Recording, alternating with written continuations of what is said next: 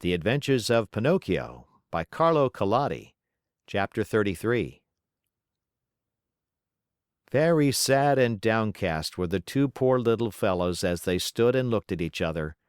Outside the room, the little man grew more and more impatient, and finally gave the door such a violent kick that it flew open. With his usual sweet smile on his lips, he looked at Pinocchio and Lampwick and said to them, "Fine work, boys! You have brayed well, so well that I recognized your voices immediately, and here I am." On hearing this, the two donkeys bowed their heads in shame, dropped their ears, and put their tails between their legs. At first, the little man petted and caressed them and smoothed down their hairy coats. Then he took out a currycomb and worked over them till they shone like glass. Satisfied with the looks of the two little animals, he bridled them and took them to a marketplace far away from the land of toys, in the hope of selling them at a good price. In fact, he did not have to wait very long for an offer. Lampwick was bought by a farmer whose donkey had died the day before. Pinocchio went to the owner of a circus, who wanted to teach him to do tricks for his audiences. And now you understand what the little man's profession was? This horrid little being, whose face shone with kindness, went about the world looking for boys. Lazy boys, boys who hated books, boys who wanted to run away from home, boys who were tired of school. All these were his joy and his fortune. He took them with him to the land of toys and let them enjoy themselves to their heart's content. When, after months of all play and no work, they became little donkeys, he sold them on the marketplace. In a few years, he had become a millionaire. What happened to Lampwick? My dear children, I do not know. Pinocchio, I can tell you, met with great hardships even from the first day. After putting him in a stable, his new master filled his manger with straw, but Pinocchio, after tasting a mouthful, spat it out. Then the man filled the manger with hay, but Pinocchio did not like that any better. "Ah, you don't like hay either!" he cried angrily. "Wait, my pretty donkey, I'll teach you not to be so particular." Without more ado, he took a whip and gave the donkey a hearty blow across the legs. Pinocchio screamed with pain, and as he screamed, he brayed, "Yaw, yaw, yaw! I can't digest straw." "Then eat the hay," answered his master, who understood the donkey perfectly. "Yaw, yaw, yaw! Hay gives me a headache." "Do you pretend, by any chance, that I should feed you duck or chicken?" asked the man again, and angrier than ever, he gave poor Pinocchio another lashing. At that second beating, Pinocchio became very quiet and said no more. After that, the door of the stable was closed and he was left alone. It was many hours since he had eaten anything, and he started to yawn from hunger. As he yawned, he opened a mouth as big as an oven. Finally, not finding anything else in the manger, he tasted the hay. After tasting it, he chewed it well, closed his eyes, and swallowed it. "This hay is not bad," he said to himself, "but how much happier I should be if I had studied! Just now, instead of hay, I should be eating some good bread and butter. Patience." Next morning, when he awoke, Pinocchio looked in the manger for more hay, but it was all gone. He had eaten it all during the night. He tried the straw, but as he chewed away at it, he noticed to his great disappointment that it tasted neither like rice nor like macaroni. "Patience," he repeated as he chewed. "If only my misfortune might serve as a lesson to disobedient boys who refuse to study. Patience. Have patience." "Patience, indeed!" shouted his master just then as he came into the stable. "Do you think, perhaps, my little donkey, that I have brought you here only to give you food and drink? Oh, no! You are to help me earn some fine gold pieces, do you hear? Come along now. I am going to teach you to jump and bow, to dance a waltz and a polka, and even to stand on your head." Poor Pinocchio, whether he liked it or not, had to learn all these wonderful things, but it took him 3 long months and cost him many, many lashings before he was pronounced perfect. The day came at last when Pinocchio's master was able to announce an extraordinary performance. The announcements, posted all around the town and written in large letters, read thus: "Great spectacle tonight! Leaps and exercises by the great artists and the famous horses of the company. First public appearance of the famous donkey called Pinocchio, the star of the dance. The theater will be as light as day." That night, as you can well imagine, the theater was filled to overflowing 1 hour before the show was scheduled to start. Not an orchestra chair could be had, not a balcony seat, nor a gallery seat, not even for their weight in gold. The place swarmed with boys and girls of all ages and sizes, wriggling and dancing about in a fever of impatience to see the famous donkey dance. When the first part of the performance was over, the owner and manager of the circus, in a black coat, white knee breeches, and patent leather boots, presented himself to the public and in a loud, pompous voice made the following announcement: "Most honored friends, gentlemen and ladies, your humble servant, the manager of this theater, presents himself before you tonight in order to introduce to you the greatest, the most famous donkey in the world, a donkey that has had the great honor in his short life of performing before the kings and queens and emperors of all the great courts of Europe. We thank you for your attention."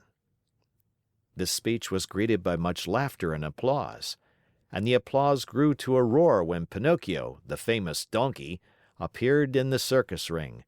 He was handsomely arrayed. A new bridle of shining leather with buckles of polished brass was on his back. 2 white camellias were tied to his ears. Ribbons and tassels of red silk adorned his mane, which was divided into many curls. A great sash of gold and silver was fastened around his waist, and his tail was decorated with ribbons of many brilliant colors. He was a handsome donkey indeed.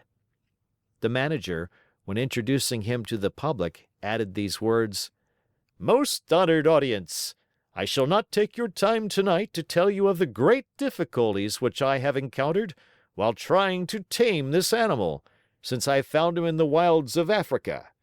Observe, I beg of you, the savage look of his eye. All the means used by centuries of civilizations in subduing wild beasts failed in this case. I had finally to resort to the gentle language of the whip in order to bring him to my will. With all my kindness, however, I never succeeded in gaining my donkey's love. He is still today as savage as the day I found him. He still fears and hates me, but I have found in him one great redeeming feature. Do you see this little bump on his forehead? It is this bump which gives him his great talent of dancing and using his feet as nimbly as a human being. Admire him, O signori, and enjoy yourselves. I let you, now, be the judges of my success as a teacher of animals. Before I leave you, I wish to state that there will be another performance tomorrow night. If the weather threatens rain, the great spectacle will take place at 11 o'clock in the morning." The manager bowed and then turned to Pinocchio and said, "Ready, Pinocchio? Before starting your performance, salute your audience." Pinocchio obediently bent his 2 knees to the ground and remained kneeling until the manager, with the crack of the whip, cried sharply, "Walk!" The donkey lifted himself on his 4 feet and walked around the ring. A few minutes passed and again the voice of the manager called, "Quick step!" And Pinocchio obediently changed his step. "Gallop!" And Pinocchio galloped. "Full speed!" And Pinocchio ran as fast as he could. As he ran, the master raised his arm and a pistol shot rang in the air. At the shot, the little donkey fell to the ground as if he were really dead. A shower of applause greeted the donkey as he arose to his feet. Cries and shouts and hand clappings were heard on all sides. At all that noise, Pinocchio lifted his head and raised his eyes. There in front of him, in a box sat a beautiful woman. Around her neck she wore a long gold chain, from which hung a large medallion. On the medallion was painted the picture of a Marionette. "That picture is of me! That beautiful lady is my fairy!" said Pinocchio to himself, recognizing her. He felt so happy that he tried his best to cry out, "Oh, my fairy! Oh, my fairy!" But instead of words, a loud braying was heard in the theater, so loud and so long that all the spectators, men, women, and children, but especially the children, burst out laughing. Then, in order to teach the Donkey that it was not good manners to bray before the public, the manager hit him on the nose with the handle of the whip. The poor little Donkey stuck out a long tongue and licked his nose for a long time in an effort to take away the pain. And what was his grief when, on looking up toward the boxes, he saw that the Fairy had disappeared. He felt himself fainting, his eyes filled with tears, and he wept bitterly. No one knew it, however, least of all the manager, who, cracking his whip, cried out, "Bravo, Pinocchio! Now show us how gracefully you can jump through the rings." Pinocchio tried 2 or 3 times, but each time he came near the ring, he found it more to his taste to go under it. The 4th time, at a look from his master, he leaped through it, but as he did so his hind legs caught in the ring and he fell to the floor in a heap. When he got up, he was lame and could hardly limp as far as the stable. "Pinocchio! We want Pinocchio! We want the little donkey!" cried the boys from the orchestra, saddened by the accident. No one saw Pinocchio again that evening. The next morning the veterinary, that is, the animal doctor, declared that he would be lame for the rest of his life. "What do I want with a lame donkey?" said the manager to the stable boy. "Take him to the market and sell him." When they reached the square, a buyer was soon found. "How much do you want for that little lame donkey?" he asked. $4. "I'll give you 4 cents. Don't think I'm buying him for work. I only want his skin. It looks very tough, and I can use it to make myself a drumhead. I belong to a musical band in my village, and I need a drum." I leave it to you, my dear children, to picture to yourself the great pleasure with which Pinocchio heard that he was to become a drumhead. As soon as the buyer had paid the 4 cents, the donkey changed hands. His new owner took him to a high cliff overlooking the sea, put a stone around his neck, tied a rope to one of his hind feet, gave him a push, and threw him into the water. Pinocchio sank immediately, and his new master sat on the cliff waiting for him to drown, so as to skin him and make himself a drumhead. End of chapter. Chapter 34. Down into the sea, deeper and deeper sank Pinocchio, and finally, after 50 minutes of waiting, the man on the cliff said to himself, "By this time my poor little lame donkey must be drowned. Up with him and then I can get to work on my beautiful drum." He pulled the rope which he had tied to Pinocchio's leg, pulled and pulled and pulled, and at last he saw appear on the surface of the water. Can you guess what? Instead of a dead donkey, he saw a very much alive Marionette, wriggling and squirming like an eel. Seeing that wooden Marionette, the poor man thought he was dreaming and sat there with his mouth wide open and his eyes popping out of his head. Gathering his wits together, he said, "And the donkey I threw into the sea?" "I am that donkey," answered the Marionette, laughing. "You?" "I." "Oh, you little cheat! Are you poking fun at me?" "Poking fun at you?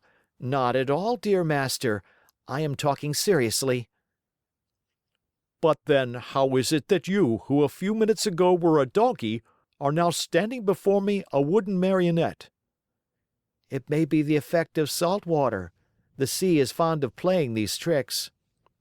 "Be careful, Marionette, be careful. Don't laugh at me.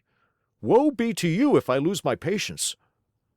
"Well then, my master, do you want to know my whole story? Untie my leg and I can tell it to you better." The old fellow, curious to know the true story of the Marionette's life, immediately untied the rope which held his foot. Pinocchio, feeling free as a bird of the air, began his tale. "Know then that, once upon a time, I was a wooden Marionette, just as I am today.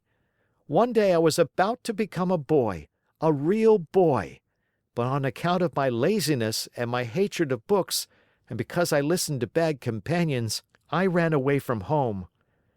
One beautiful morning, I awoke to find myself changed into a donkey. Long ears, gray coat, even a tail. What a shameful day for me! I hope you will never experience one like it, dear master. I was taken to the fair and sold to a circus owner, who tried to make me dance and jump through the rings. One night, during a performance, I had a bad fall and became lame. Not knowing what to do with a lame donkey, the circus owner sent me to the marketplace and you bought me." "Indeed I did, and I paid 4 cents for you. Now who will return my money to me?" "But why did you buy me? You bought me to do me harm, to kill me, to make a drumhead out of me." "Indeed I did, and now where shall I find another skin?" "Never mind, dear master, there are so many donkeys in this world." "Tell me, impudent little rogue, does your story end here?" "One more word," answered the Marionette, "and I am through. After buying me, you brought me here to kill me. But feeling sorry for me, you tied a stone to my neck and threw me to the bottom of the sea. That was very good and kind of you to want me to suffer as little as possible, and I shall remember you always. And now my fairy will take care of me even if you—" "Your fairy? Who is she?" "She is my mother. And like all other mothers who love their children, she never loses sight of me, even though I do not deserve it. And today this good fairy of mine, as soon as she saw me in danger of drowning, sent 1,000 fishes to the spot where I lay. They thought I was really a dead donkey and began to eat me. What great bites they took! One ate my ears, another my nose, a third my neck and my mane. Some went at my legs and some at my back, and among the others there was one tiny fish so gentle and polite that he did me the great favor of eating even my tail." "From now on," said the man, horrified, "I swear I shall never again taste fish. How I should enjoy opening a mullet or a whitefish just to find there the tail of a dead donkey!" "I think as you do," answered the Marionette, laughing. "Still, you must know that when the fish finished eating my donkey coat, which covered me from head to foot, they naturally came to the bones, or rather, in my case, to the wood, for as you know, I am made of very hard wood. After the first few bites, those greedy fish found out that the wood was not good for their teeth, and afraid of indigestion, they turned and ran here and there without saying good bye or even as much as thank you to me. Here, dear master, you have my story. You know now why you found a Marionette and not a dead donkey when you pulled me out of the water." "I laugh at your story!" cried the man angrily. "I know that I spent 4 cents to get you, and I want my money back. Do you know what I can do? I am going to take you to the market once more and sell you as dry firewood." "Very well, sell me. I am satisfied," said Pinocchio. But as he spoke, he gave a quick leap and dived into the sea. Swimming away as fast as he could, he cried out, laughing, "Goodbye, master! If you ever need a skin for your drum, remember me." He swam on and on. After a while, he turned around again and called louder than before, "Goodbye, master! If you ever need a piece of good dry firewood, remember me." In a few seconds he had gone so far he could hardly be seen. All that could be seen of him was a very small black dot moving swiftly on the blue surface of the water, a little black dot which now and then lifted a leg or an arm in the air. One would have thought that Pinocchio had turned into a porpoise, playing in the sun. After swimming for a long time, Pinocchio saw a large rock in the middle of the sea, a rock as white as marble. High on the rock stood a little goat bleating and calling and beckoning to the Marionette to come to her. There was something very strange about that little goat. Her coat was not white or black or brown as that of any other goat, but azure, a deep, brilliant color that reminded one of the hair of the lovely maiden. Pinocchio's heart beat fast, and then faster and faster. He redoubled his efforts and swam as hard as he could toward the white rock.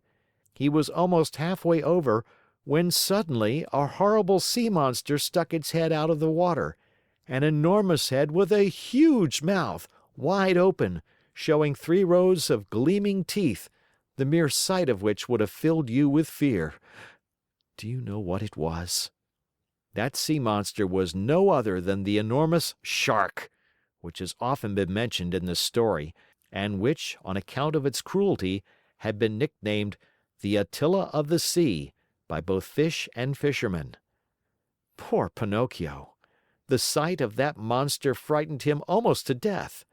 He tried to swim away from him, to change his path, to escape, but that immense mouth kept coming nearer and nearer.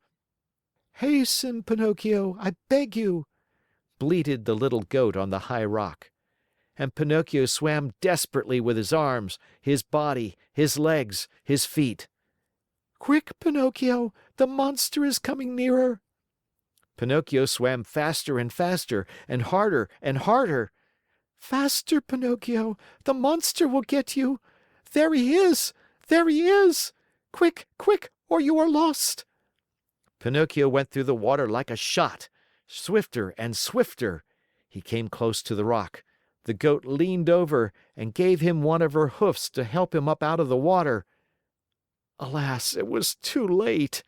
The monster overtook him and the Marionette found himself in between the rows of gleaming white teeth. Only for a moment, however, for the shark took a deep breath and, as he breathed, he drank in the Marionette as easily as he would have sucked an egg. Then he swallowed him so fast that Pinocchio, falling down into the body of the fish, lay stunned for a half hour. When he recovered his senses, the Marionette could not remember where he was. Around him all was darkness, a darkness so deep and so black that for a moment he thought he had put his head into an inkwell. He listened for a few moments and heard nothing. Once in a while a cold wind blew on his face. At first he could not understand where that wind was coming from, but after a while he understood that it came from the lungs of the monster. I forgot to tell you that the shark was suffering from asthma, so that whenever he breathed a storm seemed to blow. Pinocchio at first tried to be brave, but as soon as he became convinced that he was really and truly in the shark's stomach, he burst into sobs and tears. "Help! Help!" he cried. "Oh, poor me! Won't someone come to save me?" "Who is there to help you, unhappy boy?" said a rough voice, like a guitar out of tune. "Who is talking?" asked Pinocchio, frozen with terror. "It is I, a poor tunny swallowed by the shark at the same time as you. And what kind of a fish are you?" "I have nothing to do with fishes. I am a Marionette." "If you are not a fish, why did you let this monster swallow you?" "I didn't let him. He chased me and swallowed me without even a 'by your leave.' And now what are we to do here in the dark?" "Wait until this shark has digested us both, I suppose." "But I don't want to be digested," shouted Pinocchio, starting to sob. "Neither do I," said the tunny, "but I am wise enough to think that if one is born a fish, it is more dignified to die under the water than in the frying pan." "What nonsense!" cried Pinocchio. "Mine is an opinion," replied the tunny, "and opinions should be respected." "But I want to get out of this place. I want to escape." "Go if you can." "Is this shark that has swallowed us very long?" asked the Marionette. "His body, not counting the tail, is almost a mile long." While talking in the darkness, Pinocchio thought he saw a faint light in the distance. "What can that be?" he said to the tunny. "Some other poor fish waiting as patiently as we to be digested by the shark." "I want to see him. He may be an old fish and may know some way of escape." "I wish you all good luck, dear Marionette." "Goodbye, Tunny." "Goodbye, Marionette, and good luck." "When shall I see you again?" "Who knows? It is better not to think about it." End of chapter. Chapter 35. Pinocchio, as soon as he had said goodbye to his good friend, the tunny, tottered away in the darkness and began to walk as well as he could toward the faint light which glowed in the distance. As he walked, his feet splashed in a pool of greasy and slippery water, which had such a heavy smell of fish fried in oil that Pinocchio thought it was Lent. The farther on he went, the brighter and clearer grew the tiny light. On and on he walked until finally he found— I give you 1,000 guesses, my dear children. He found a little table set for dinner and lighted by a candle stuck in a glass bottle, and near the table sat a little old man, white as the snow, eating live fish. They wriggled so that, now and again, one of them slipped out of the old man's mouth and escaped into the darkness under the table.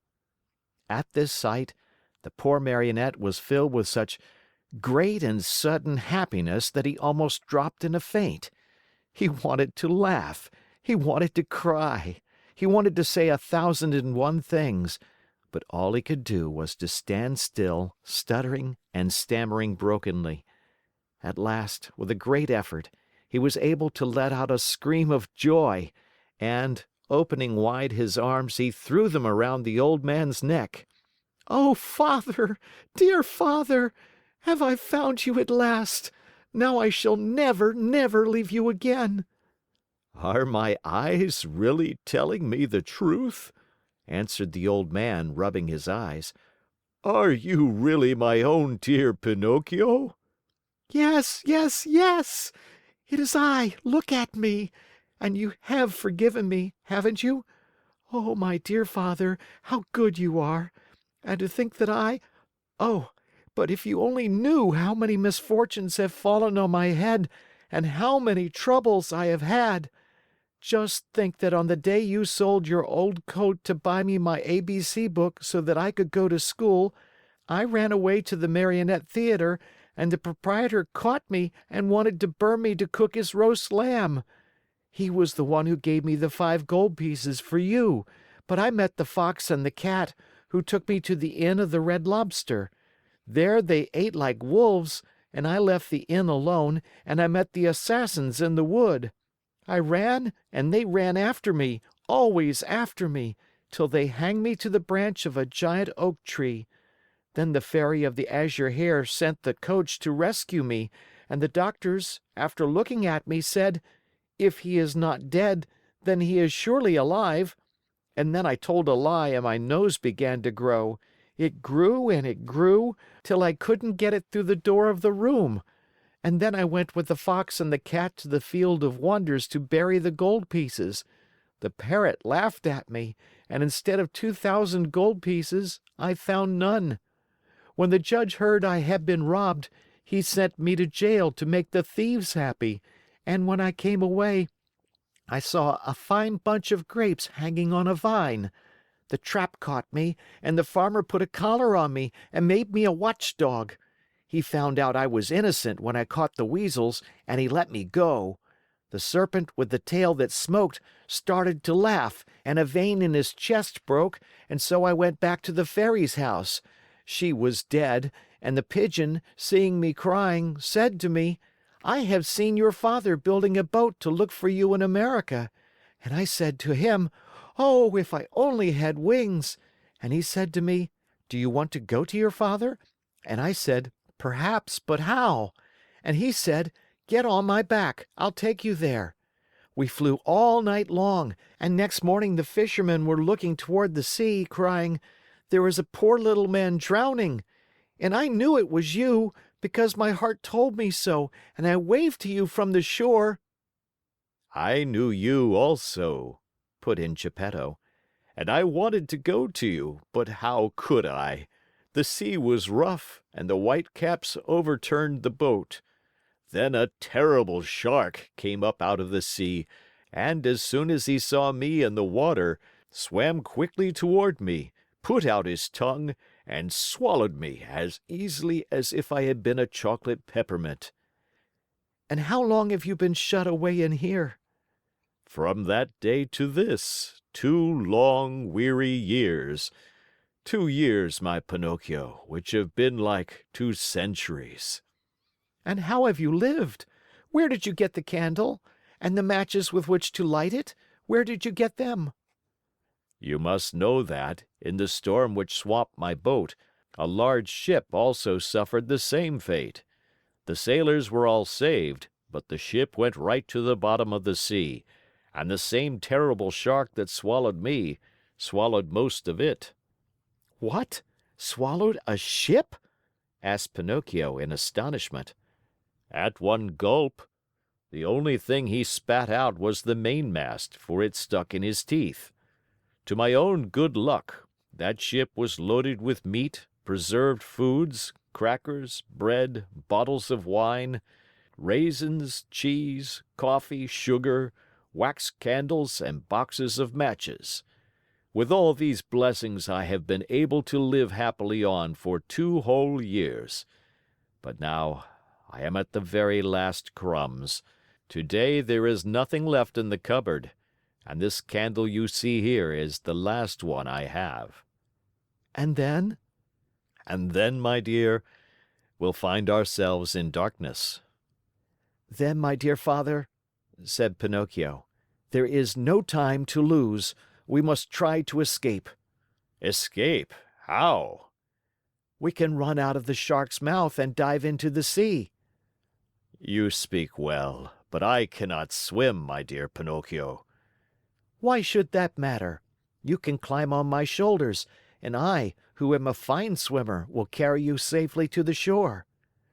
"Dreams, my boy," answered Geppetto, shaking his head and smiling sadly. "Do you think it possible for a Marionette, a yard high, to have the strength to carry me on his shoulders and swim?" "Try it and see. And in any case, if it is written that we must die, we shall at least die together."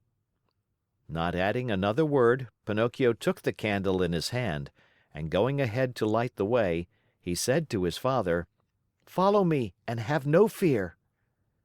They walked a long distance through the stomach and the whole body of the shark. When they reached the throat of the monster, they stopped for a while to wait for the right moment in which to make their escape. I want you to know that the shark, being very old and suffering from asthma and heart trouble, was obliged to sleep with his mouth open.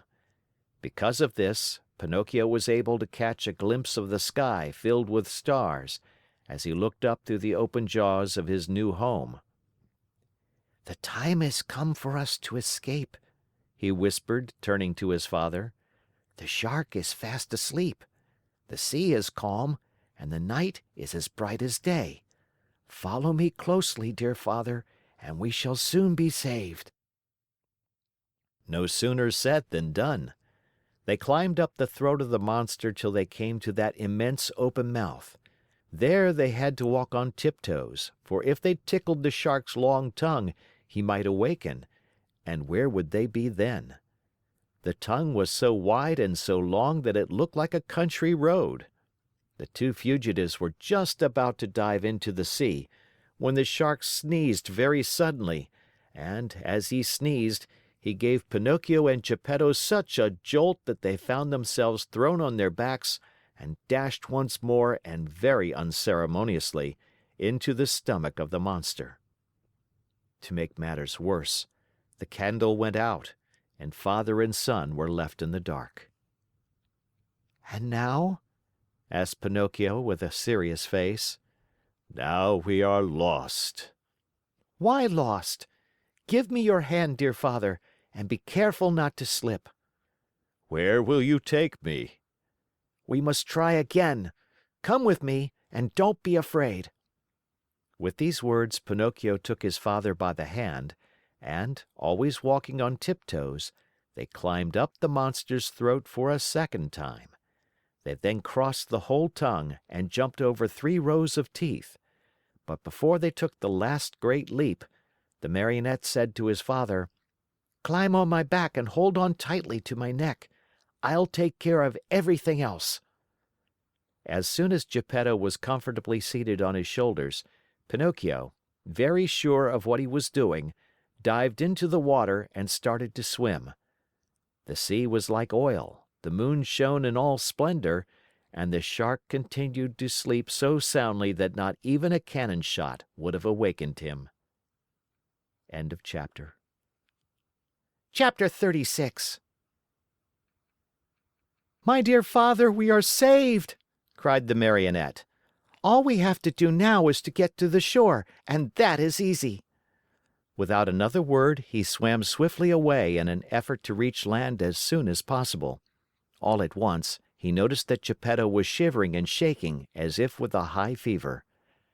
Was he shivering from fear or from cold? Who knows? Perhaps a little of both. But Pinocchio, thinking his father was frightened, tried to comfort him by saying, "Courage, father! In a few moments we shall be safe on land." "But where is that blessed shore?"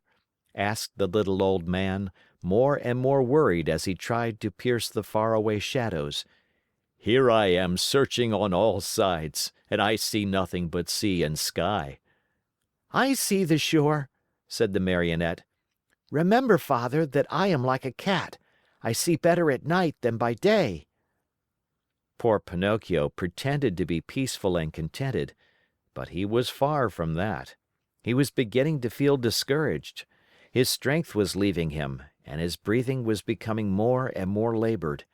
He felt he could not go on much longer, and the shore was still far away. He swam a few more strokes. Then he turned to Geppetto and cried out weakly, "Help me, father! Help, for I am dying!" Father and son were really about to drown, when they heard a voice like a guitar out of tune call from the sea, "What is the trouble?" "It is I and my poor father." "I know the voice. You are Pinocchio." "Exactly. And you?" "I am the Tunny, your companion in the Shark's stomach." "And how did you escape?" "I imitated your example. You were the one who showed me the way, and after you went, I followed." "Tunny, you arrived at the right moment. I implore you, for the love you bear your children, the little Tunnies, to help us, or we are lost." "With great pleasure indeed. Hang on to my tail, both of you, and let me lead you. In a twinkling, you will be safe on land." Geppetto and Pinocchio, as you can easily imagine, did not refuse the invitation. Indeed, instead of hanging on to the tail, they thought it better to climb on the Tunny's back. "Are we too heavy?" asked Pinocchio. "Heavy? Not in the least. You are as light as seashells," answered the Tunny, who was as large as a 2-year-old horse. As soon as they reached the shore, Pinocchio was the first to jump to the ground to help his old father. Then he turned to the fish and said to him, "Dear friend, you have saved my father, and I have not enough words with which to thank you. Allow me to embrace you as a sign of my eternal gratitude." The Tunny stuck his nose out of the water, and Pinocchio knelt on the sand and kissed him most affectionately on his cheek. At this warm greeting, the poor Tunny, who was not used to such tenderness, wept like a child. He felt so embarrassed and ashamed that he turned quickly, plunged into the sea, and disappeared. In the meantime, day had dawned. Pinocchio offered his arm to Geppetto, who was so weak he could hardly stand, and said to him, "Lean on my arm, dear father, and let us go. We will walk very, very slowly, and if we feel tired, we can rest by the wayside." "And where are we going?" asked Geppetto. "To look for a house or a hut where they will be kind enough to give us a bite of bread and a bit of straw to sleep on." They had not taken 100 steps when they saw two rough-looking individuals sitting on a stone begging for alms. It was the Fox and the Cat, but one could hardly recognize them, they looked so miserable. The Cat, after pretending to be blind for so many years, had really lost the sight of both eyes. And the Fox, old, thin, and almost hairless, had even lost his tail.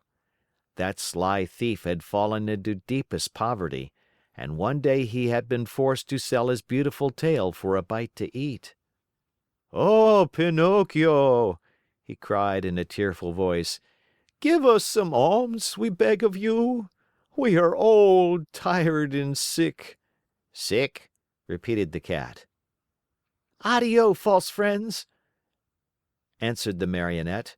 "You cheated me once, but you will never catch me again." "Believe us, today we are truly poor and starving." "Starving," repeated the Cat. "If you are poor, you deserve it. Remember the old proverb which says, 'Stolen money never bears fruit.' Addio, false friends." "Have mercy on us." "On us." "Addio, false friends. Remember the old proverb which says, 'Bad wheat always makes poor bread.'" "Do not abandon us." "Abandon us," repeated the Cat. "Addio, false friends. Remember the old proverb, 'Whoever steals his neighbor's shirt usually dies without his own.'" Waving goodbye to them, Pinocchio and Geppetto calmly went on their way. After a few more steps, they saw, at the end of a long road near a clump of trees, a tiny cottage built of straw. "Someone must live in that little hut," said Pinocchio. "Let us see for ourselves." They went and knocked at the door. "Who is it?" said a little voice from within. "A poor father and a poorer son, without food and with no roof to cover them," answered the Marionette. "Turn the key and the door will open," said the same little voice. Pinocchio turned the key and the door opened. As soon as they went in, they looked here and there and everywhere, but saw no one. "Oh, where is the owner of the hut?" cried Pinocchio, very much surprised. "Here I am, up here."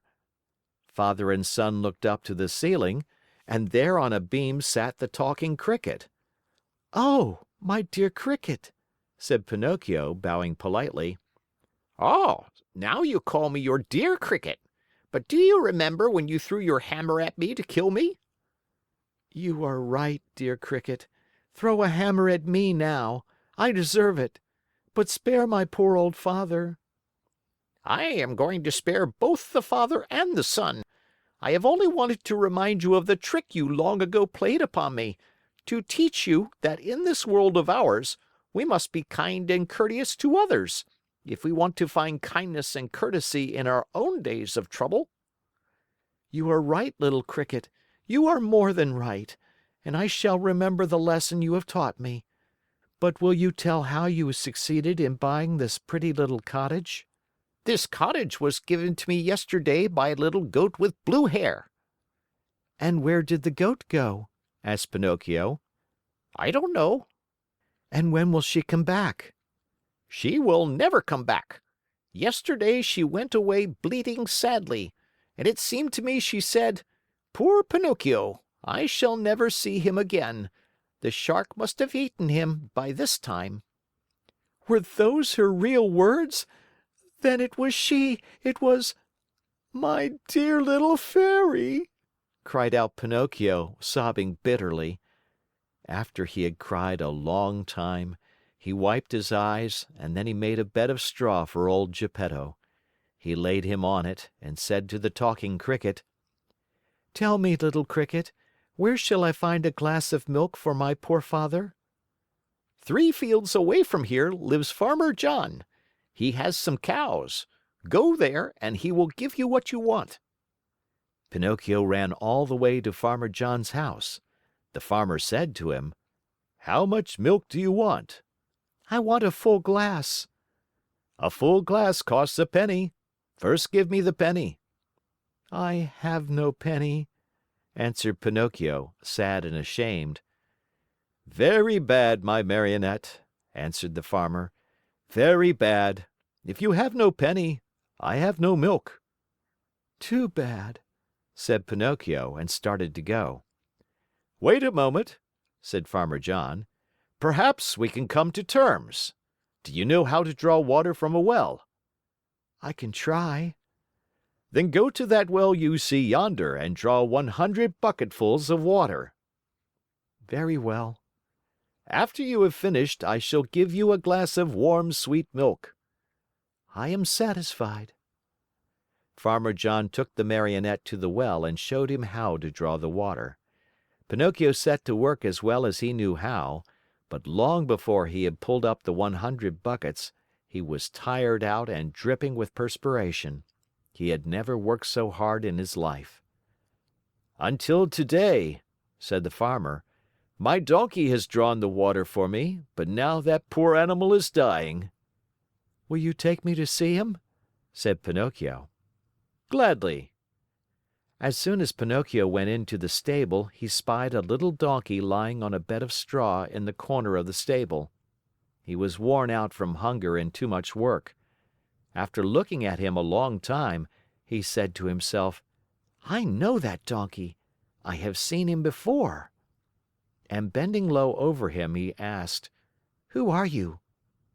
At this question, the donkey opened weary, dying eyes and answered in the same tongue, "I am Lampwick." Then he closed his eyes and died. "Oh, my poor Lampwick," said Pinocchio in a faint voice, as he wiped his eyes with some straw he had picked up from the ground. Do you feel so sorry for a little donkey that has cost you nothing? Said the Farmer. What should I do? I, who have paid my good money for him. But, you see, he was my friend. Your friend? A classmate of mine. What?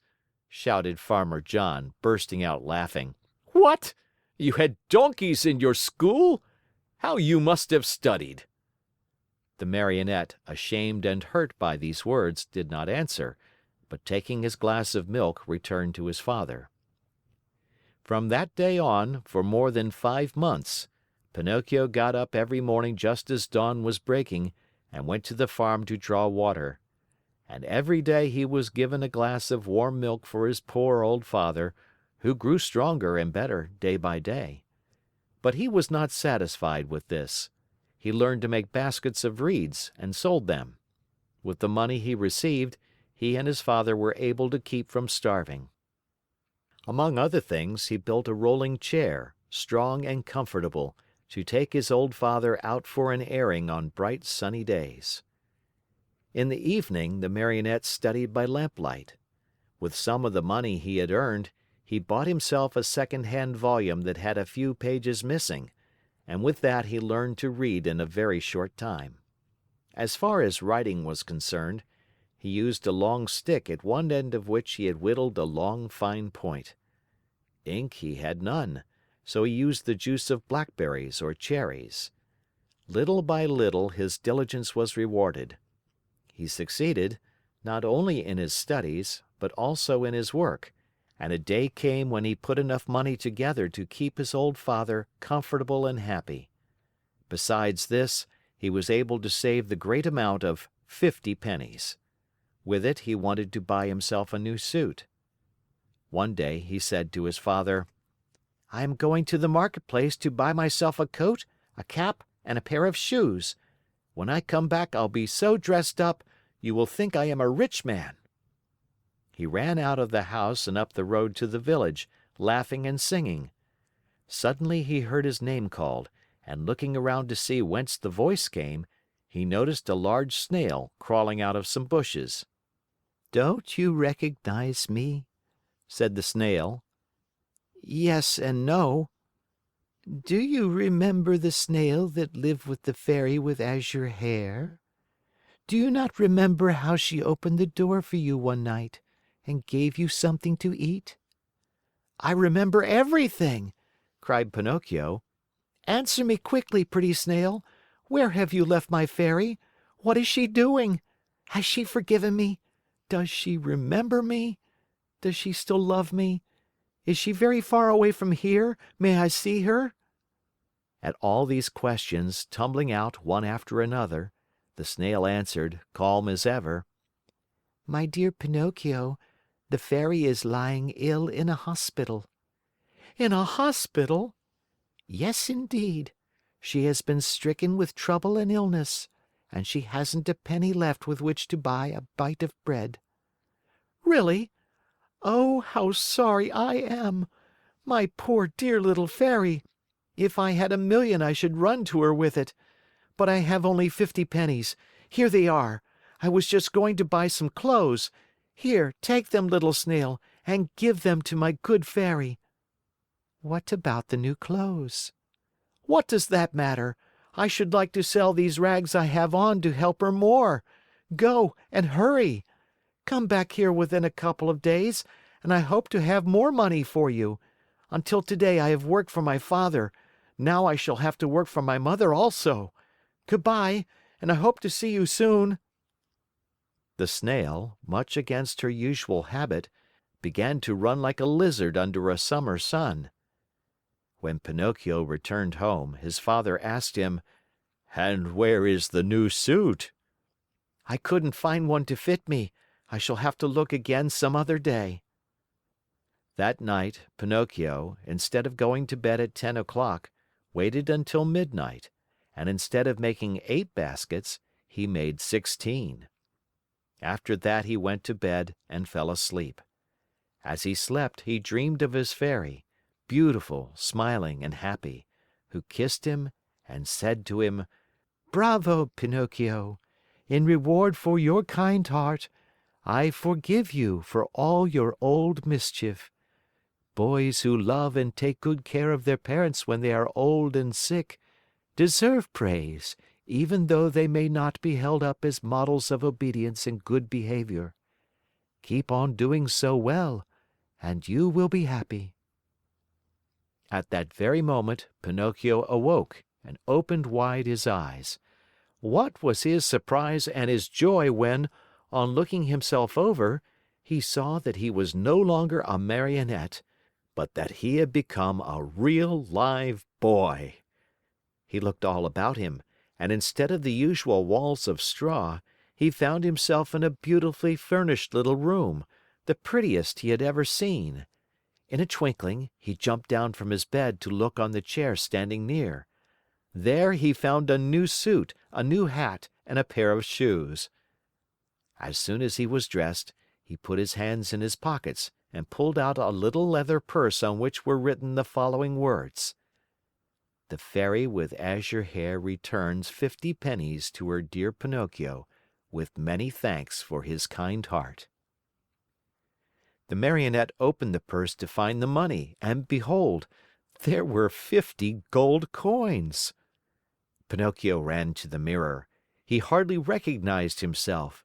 The bright face of a tall boy looked at him with wide awake blue eyes, dark brown hair, and happy, smiling lips.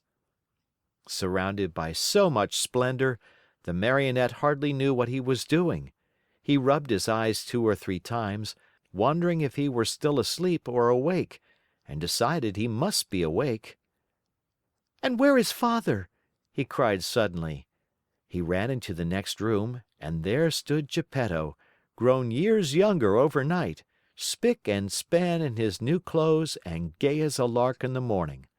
He was once more Mastro Geppetto, the wood carver, hard at work on a lovely picture frame, decorating it with flowers and leaves and heads of animals.